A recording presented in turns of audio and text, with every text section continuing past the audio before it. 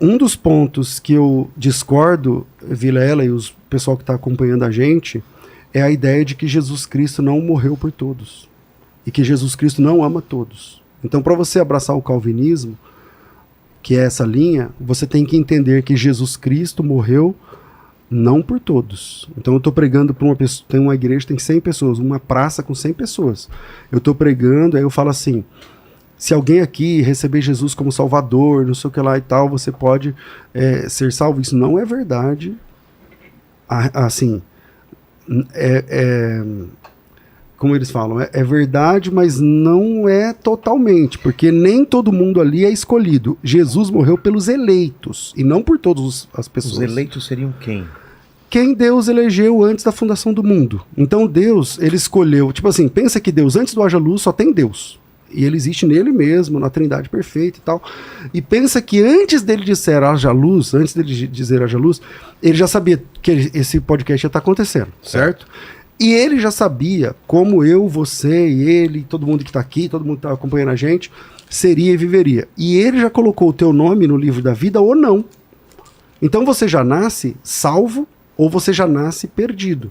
E nada que você faça muda esse curso, nem mesmo a sua conversão.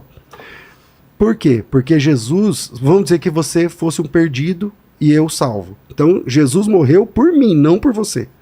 Ou ao contrário, você é o salvo, eu sou o perdido. Na cruz, o calvinista profissional, o calvinista 5 pontos, ele vai dizer assim, Jesus morreu pelo Vilela, mas não pelo César. Levando em conta, a gente não sabe quem é escolhido e quem não é, né? Quem é eleito e quem não é. Mas levando em conta, se você é eleito, então a morte de Cristo, ela é eficaz só para você. Para mim, não importa. Eu posso aceitar Cristo, posso ir para a igreja. Mas a minha dúvida é, você não pode no meio do caminho ser eleito? Não. Jesus morreu apenas por um grupo. É isso, e esse grupo é os eleitos. É assim que o calvinismo crê. Tem aí um espantalhozinho aí. Né? É um espantalhozinho que foi criado pelo Charles Wesley, ou melhor, pelo John Wesley, que diz o seguinte, o John Wesley, ele era um arminiano, e ele se envolveu num embate com um cara chamado Augustus Toplady. Augusto Toplady era um fã de um calvinista chamado Girolamo Zanchius, alguma coisa assim. Esqueci o nome dele.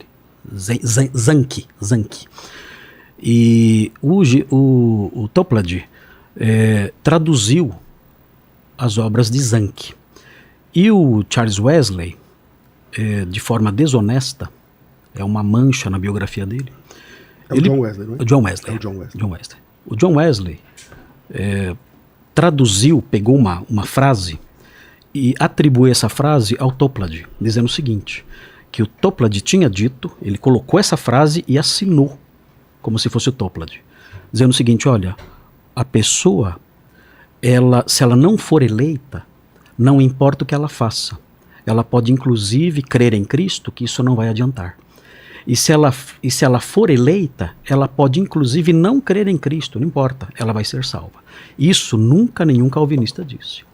Porque nenhum calvinista nunca disse isso? Por uma razão muito simples. A palavra de Deus estabelece em Romanos 8 que existe um processo fixo que envolve a eleição. E esse processo, ele é descrito em Romanos 8. Romanos 8 fala que aqueles que de antemão conheceu, a estes também chamou. Então é uma cadeia. Aos que chamou, a estes também justificou. E aos que justificou, a estes também glorificou. Então existe um processo fixo, não há como a pessoa ter sido eleita e depois não ser chamada e não ser justificada. Então essa ideia de uma pessoa que é eleita e não crê em Cristo, isso não existe no discurso calvinista. Nenhum calvinista fala isso. Isso aí é uma atribuição de falas que já vem de 200 anos e que nunca nenhum calvinista falou. Eu também não falei, tá? Aqui. Eu não disse isso. Eu entendi que você tinha falado. Não falou. Não falei que então, se a pessoa... não falei isso. Que se ela não cresce... Ok. Eu entendi que você tinha falado exatamente isso. O que eu disse é assim, que o calvinista... Até falei, o calvinista profissional de 5 pontos, o clássico, ele entende que Jesus Cristo não morreu por todos. Uhum. E essa morte de Cristo é eficaz apenas para os eleitos. Por exemplo, se você é eleito, você já está... Você nasceu salvo. Como que eu sei se eu sou eleito? Você sabe que... Não dá para saber. Dá para saber, claro que Como? dá para saber. Se você crer em Cristo, você é um eleito. Porque ninguém... Se você aceitar a Cristo, você é um eleito. Por quê? Porque ninguém pode ir a Ele se pelo Pai isso não for concedido. O Senhor Jesus disse isso. Mas nem todo mundo que professa Cristo pelos próprios calvinistas, nem todo mundo que aceita Cristo é eleito. Nós estamos claro que é. Então todo aquele que aceita Cristo os cristãos são eleitos. Todos os cristãos são eleitos, claro. Isso é ponto pacífico no calvinismo. Todo cristão, todo aquele que crê em Cristo é um eleito. Isso não tem dúvida nenhuma. E para o arminiano também. Para o arminiano também. Tá. Para o arminiano também. Quem crê em Jesus é salvo. Agora, quando eu digo, o primeiro ponto lá que eu falei, da Tulipe, que eu discordo, que não é exatamente o primeiro da Tulipe, mas é o primeiro que eu levantei aqui, é que Jesus Cristo não morreu por todos, entende? Então, se o pastor Granconato é realmente de 5 pontos, ele tem que dizer aqui, publicamente, que crê que Jesus não morreu por todo mundo. Claro que não. E ele não morreu por todos. Né? Deixa eu explicar melhor. Tá. Primeiro, a questão dos eleitos de Deus. Isso é ponto pacífico. A Bíblia mostra expressamente que Deus tem seus eleitos. Eu tenho aqui, por exemplo, em Atos 13, no versículo 48, fala assim: os gentios, ouvindo isso, aqui é o evangelho sendo pregado na cidade de Antioquia da Pisídia. Ele fala o seguinte: os gentios, ouvindo isso, regozijavam-se e glorificavam a palavra do Senhor, e creram todos os que haviam sido destinados para a vida eterna. O texto estabelece aqui uma designação para essas pessoas, explicando por que elas creram. Elas creram por quê? Porque foram destinadas para a vida eterna. Tem um outro texto que eu acho interessante, que é Apocalipse 17:8. São só alguns exemplos disso. Há outros textos, é claro, tem um monte aqui, tem uma lista enorme aqui de textos que mostram a eleição. A eleição não é problema para o arminianismo. Os arminianos, o próprio Armínio, ele cria na eleição. O problema é que Armínio cria na eleição por outros mecanismos, mas ninguém rejeita a eleição porque é uma expressão bíblica. Verdade. Deixa eu ler aqui Apocalipse 17:8. Então essa é a diferença sobre como é feita essa eleição. Exatamente, essa é a distinção. Tá. Então, por exemplo, Apocalipse 17:8 fala assim: a besta que viste é escatológico, né? Era e não é, e está para emergir do abismo e caminha para a destruição. E aqueles que habitam sobre a terra, cujos nomes não foram escritos no livro da vida desde a fundação do mundo, se admirarão, vendo a besta que era e não é, mas aparecerá. O texto aqui fala de um livro da vida escrito desde a fundação do mundo.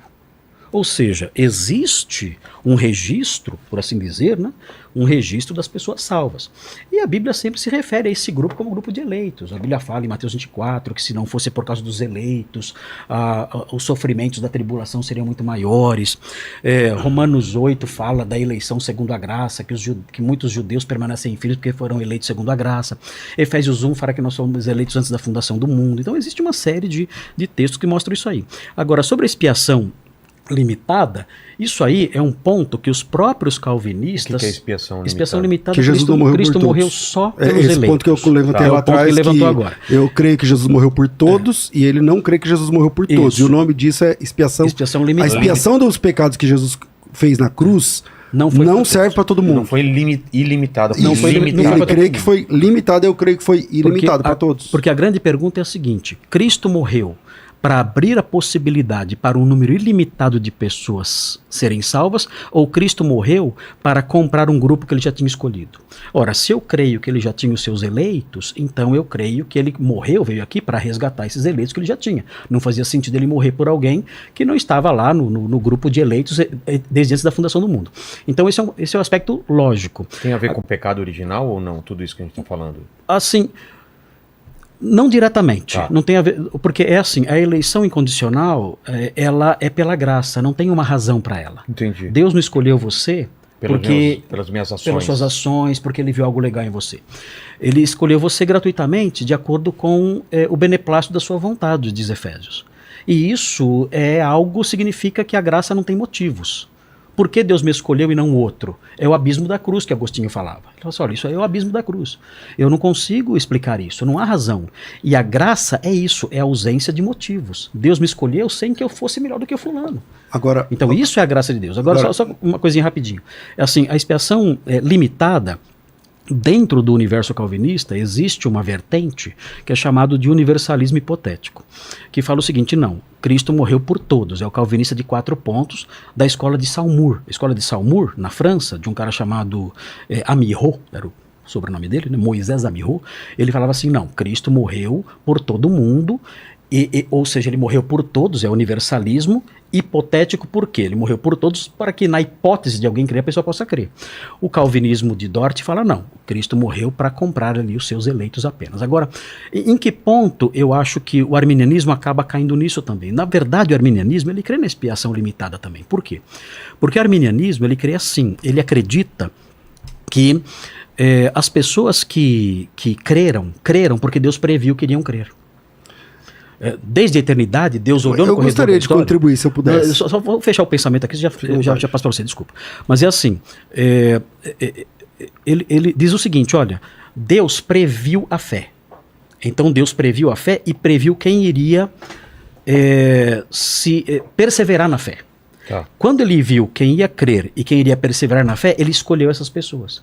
Então, é a eleição de acordo com a presciência de Deus. E aí usa alguns textos para isso, 1 Pedro 1:2, tá? O Romanos 8 também, para dizer isso. Olha, Deus escolheu com base na presciência. Então a pergunta é a seguinte: se Deus escolheu com base na presciência, então já tem um número fixo. Então, quando Cristo veio aqui, ele veio para salvar quem? Os eleitos. É claro. Então, pela lógica, o arminianismo cai na expiação limitada também. Então eu posso falar: não, ele veio aqui e tal, morreu por todo mundo. Não, morreu à toa então. Morreu à toa porque já tinha o número definido pela presciência, quem iria ser salvo e quem iria perseverar, e ele veio para morrer por quem? Por eles, é lógico, é evidente. Então, é claro que o arminianismo acaba caindo nisso também, ainda que não queira admitir. Mas esse é o fato. Né? Vamos lá. Então vamos lá. É bom esclarecer, enfatizar que o princípio bíblico é que Jesus Cristo morreu por todos, por todas as pessoas. A Bíblia diz isso, Vilela, vez após vez. A ideia de que Jesus morreu por alguns não é bíblica, é teológica. Então, o calvinismo defende uma teologia, mas não o que a Bíblia diz a respeito. Então, por exemplo, separei aqui o texto de Romanos capítulo 11, diz assim, 11:32. Porque Deus a todos encerrou na desobediência. Foi a sua pergunta. Por causa do pecado de Adão? Por causa do pecado de Adão. Exatamente por causa do pecado de Adão, todos caíram com Adão. Porque todos nós estávamos em Adão. Quando Adão caiu, a humanidade estava em Adão. Porque você é filho do teu pai, que é filho do pai dele, que é filho do pai dele, termina em Adão. Quando você tem uma forma de bolo, uma assadeira de bolo, e ela cai e a massa quina, você não precisa jogar ela fora, mas todo bolo que sai daquela forma sai amassada, certo? Adão é a forma. Ele caiu. Todos os homens nasceram pecadores. E é isso que esse texto está dizendo em Romanos 11:32. Porque Deus a todos encerrou na desobediência, a fim de usar misericórdia para com todos. Então a oferta de Jesus, vai e prega o evangelho a toda criatura, ela é sincera. Porque se apenas, prega para toda criatura, mas nem todo mundo, mesmo que o cara aceitar, mesmo que o cara e tal, nem todo mundo. Não é sincero. O texto de Romanos, capítulo 11, versículo 32, eu queria a consideração do professor. A palavra todos aparece 2 vezes, como ele sabe. Deus encerrou a todos na desobediência. Que todos é esse? Todos os seres humanos. A fim de usar misericórdia para com todos. Mas aí o todos, na explicação dele, para defender essa teologia, ele vai tentar dar um jeito para falar que esse todos não é todos. Entende? Então, eu entendo que Jesus Cristo morreu na cruz por todos os homens. Eu queria a consideração dele nesse texto. Tá, sem problemas. Esse texto, o apóstolo Paulo usa a palavra todos no sentido de judeus e gentios. Está dizendo o seguinte: olha, Cristo encerrou todos na desobediência, judeus e gentios, a fim de usar de misericórdia para com todos. Gentios são todos os que não são... Gentios são todos que não são judeus. Tá. Porque o grande tema de Romanos 11 é a questão de Israel, e o pecado de Israel, a rejeição de Israel. Isso é verdade. Então ele fala o seguinte: olha, Deus encerrou todos no pecado, judeus e gentios. Todos, não somente Israel, não somente os gregos, não somente, as pessoas de outras etnias, mas todos, sem exceção. Não há uma etnia, não há uma raça que não esteja debaixo do pecado. Deus encerrou todos debaixo do pecado. Todos os homens, no caso. Todos os seres humanos. Porque se tem judeu e gentil, não tem outro povo fora judeu e gentil. Judeu e gentil é todos. Isso, todos, é. Judeus e gentios, Isso. ele encerrou todos lá. Tá. A fim de usar de misericórdia para com todos também, judeus e gentios. E é comum o apóstolo Paulo usar a palavra todos num sentido assim, num sentido mais limitado. Porque se você olhar, por exemplo, 1 Coríntios 15, 22, quer ver? Que interessante isso. 1 Coríntios 15, 22. Olha o que ele fala nesse texto aqui de 1 Coríntios 15, 22. Ele fala o seguinte aqui. Deixa eu ler aqui para vocês. Porque assim como em Adão todos morrem, ok? Certo. E tá certo. Todos morrem em Adão. A partir de Adão, todos Sim, todos morrem pelo pecado. Exatamente. Agora veja a sequência. Assim também todos serão vivificados em Cristo. Cada ser humano será vivificado em Cristo? Cada ser humano receberá a vida que Cristo dá? Então nós percebemos que o apóstolo Paulo muitas vezes ele faz uma alternância. Isso você vê em Romanos 5, por exemplo, Vilela. Em Romanos 5 você vê o apóstolo Paulo usando muito a alternância entre a palavra todos e muitos. Parece que para o apóstolo Paulo, especialmente em Romanos 5, quem está em casa pode ler depois Romanos 5, vai ver que existe uma alternância desses dois termos, todos e muitos. Parece que para ele são termos intercambiáveis, e ele usa isso até por uma questão estilística. E aqui é um exemplo disso. A palavra todos nem sempre significa cada ser humano que há na Terra. Por exemplo, o próprio João, aliás, parece que isso era uma coisa meio cultural. João disse o seguinte, Jesus falando, olha, quando eu for levantado da terra, se referindo à crucificação dele, atrairei todos a mim mesmo. Oh, todos seria então cada ser humano? Cada ser humano da terra é atraído para a cruz de Cristo?